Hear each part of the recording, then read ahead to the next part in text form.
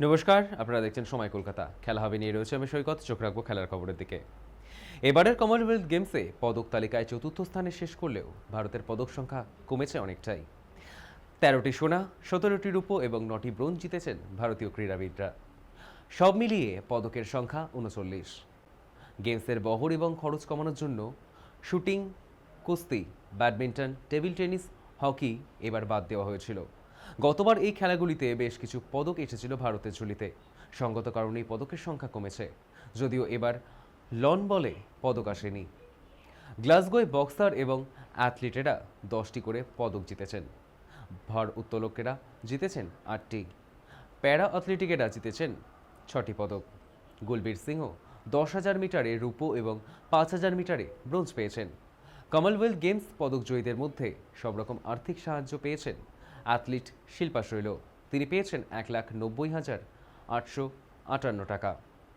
এমন কেউ নেই যিনি সরকারকে পাশে পাননি। ৩৮ জনই নানানভাবে সাহায্য পেয়েছেন।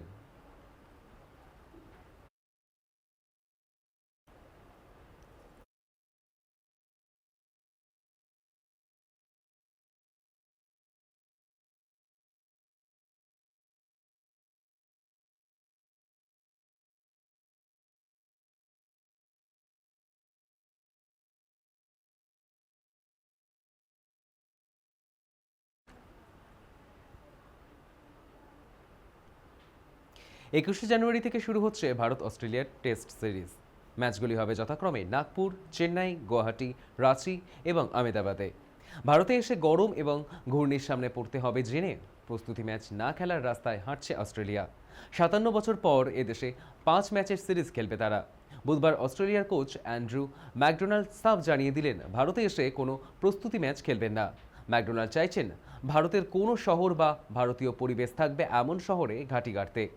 শুধুই পরিবেশ নয়, ভারতের বিভিন্ন মাঠের মতো পিচ পাওয়া অস্ট্রেলিয়ার লক্ষ্য। ভারতে আসার আগে দেশের মাটিতে নিউজিল্যান্ডের সঙ্গে টেস্ট সিরিজ খেলবে অস্ট্রেলিয়া। সেই দলের সব ক্রিকেটারই যে ভারত সফরে সুযোগ পাবেন এমন মনে করেন না ম্যাকডোনাল্ড।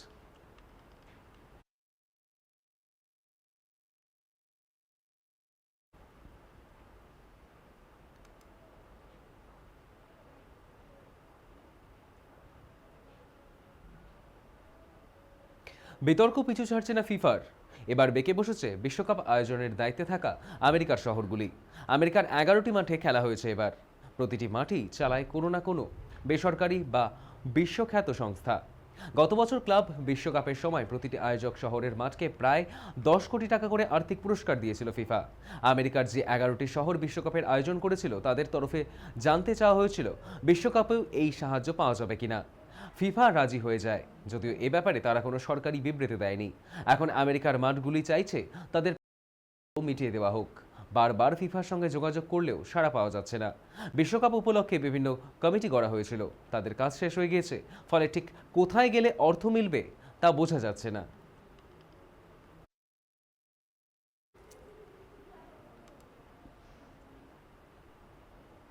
কমনওয়েলথ গেমস খেলতে গিয়ে নিখোঁজ পাকিস্তানের বক্সার কুদরতুল্লাহ। গ্লাসগোয় পাক দলের হোটেল থেকে নিখোঁজ হয়ে গিয়েছেন তিনি। কমনওয়েলথ গেমস ইভেন্ট শেষ হওয়ার পরে হোটেল থেকে নিখোঁজ হয়ে গিয়েছেন কুদরতুল্লাহ। তার পাসপোর্ট অবশ্য দলের ম্যানেজারের কাছেই রয়েছে। দেশে ফেরার বিমান ধরার ৬ ঘন্টা আগে তিনি নিখোঁজ হয়ে যান।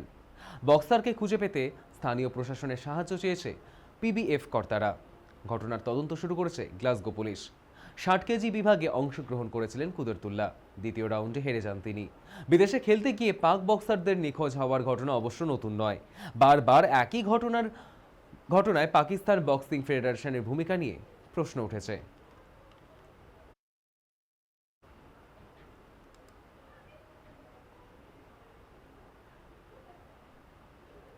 শ্রীলঙ্কায় ২০১৫ এবং ২০১৭-র আগে যে দুটি সফরে গিয়েছিল ভারত, দুটিতেই ছিলেন রাহুল। তাই তার অভিজ্ঞতা গুরুত্বপূর্ণ। মুম্বাইয়ের বর্ষাকালে বিভিন্ন মাঠে পিচ স্যাঁতস্যাঁতে থাকে। সেখানে বল পড়লে থমকে যায়, হঠাৎ করে পিছলে আসে অথবা থেমে যায়।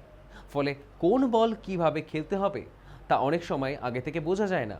তাই মুম্বাইয়ের মাঠে ভেজা স্যাঁতস্যাঁতে পিচে অনুশীলন করতে দেখা গিয়েছে রাহুলকে।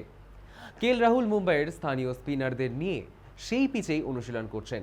হালকা হাতে খেলার চেষ্টা করছেন। শট খেলতে সময় নিয়েছেন এবং শেষ মুহূর্তে মন বদলেছেন। ফলে প্রচণ্ড ঘূর্ণি এবং অসমান বাউন্সের সামনে তাকে খেলতে হয়েছে। এর জন্য পায়ের নড়াচড়া এবং ধৈর্য দরকার, সেটাই দেখিয়েছেন কেএল রাহুল।